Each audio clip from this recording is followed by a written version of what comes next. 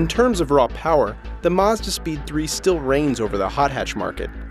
Its 280 pound-feet of torque to this day still seems preposterous and hugely intriguing. Is it too much? On the face of it, the answer would seem yes. But let's look deeper, spend some time with this hatchback, and see if there's more to its personality.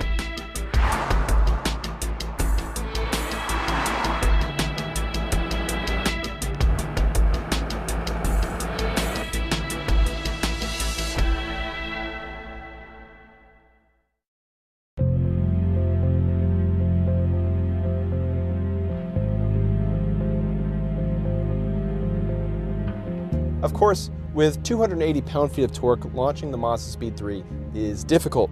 We found the best was to pretty much release the clutch at about 2,500 RPM and then short shift after first gear at about 6,000 RPM because you can really feel the power band fall off. Let's give it a try. Violent launch, spins at the top of first. You want to grab the next gear at about 6,000 RPM. You'll hit 60 in about 5.8 seconds. And the quarter mile at 14.3 seconds at 100 miles an hour. You can really feel the power band fall off at about 6,000 RPM. And for our 60 to 0 braking test, the Mazda took 117 feet. The figure 8 with the MazdaSpeed3. This car is kind of silly. Got a pretty high level of grip mid-corner. Coming out of the corner though, it's just incredible how this thing delivers power. It's not as lively mid-corner as I was like. In fact, you just find yourself up against the limits of the front tires when you're trying to modulate the throttle.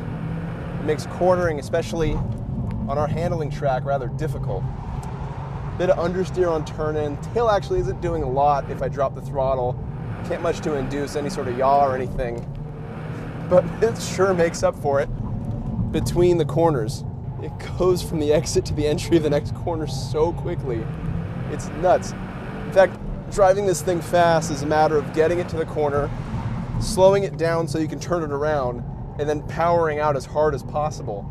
It's not a lot of finesse. Kind of clumsy, but kind of fun too.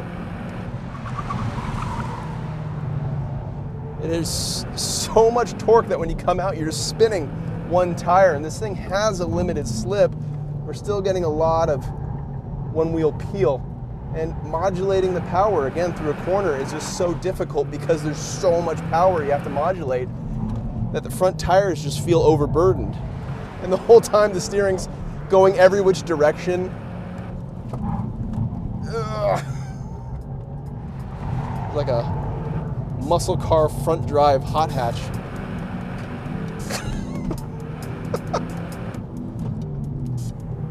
Now the MazdaSpeed3's biggest strength, the thing about it that's most noticeable, is its engine. It's just maniacal, the way it delivers power, the way it comes on boost. It takes a while for it to do so. Below 3,000 RPM, there isn't a lot the engine's doing. But once you get above that RPM, the power comes in and it literally pushes your head into the back of the seat. It's pretty incredible. But there is something endearing about that power surge, the way it comes in and how silly it feels. Now, of course, there are downsides with sending that much torque to the front tires, and it is torque steer.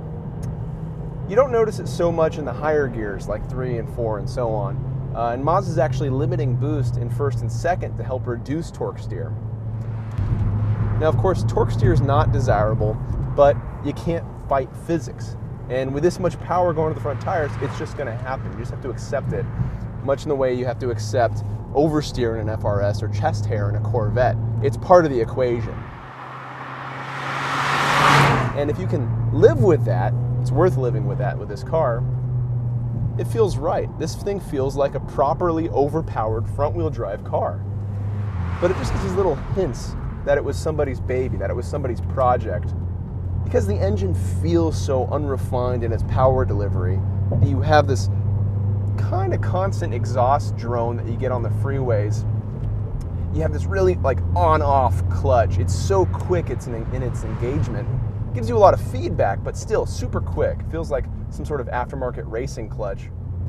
But all these things, while by themselves would be downsides, together they make for a car that's just kind of charming in its roughness, in its ruggedness. This thing is enjoyable to throw around, to beat on, to feel its rough edges. The quality, though, of this car isn't something I'd say I'd want to take to a racetrack, to an autocross. It's something that I want to enjoy around town. It's sort of as a front drive muscle car. That's the feel that this thing has. Maybe it's what it wants to be. Something with bonkers power, crazy delivery, and just sort of comical driving habits, at least relative to the hot hatch front drive segment.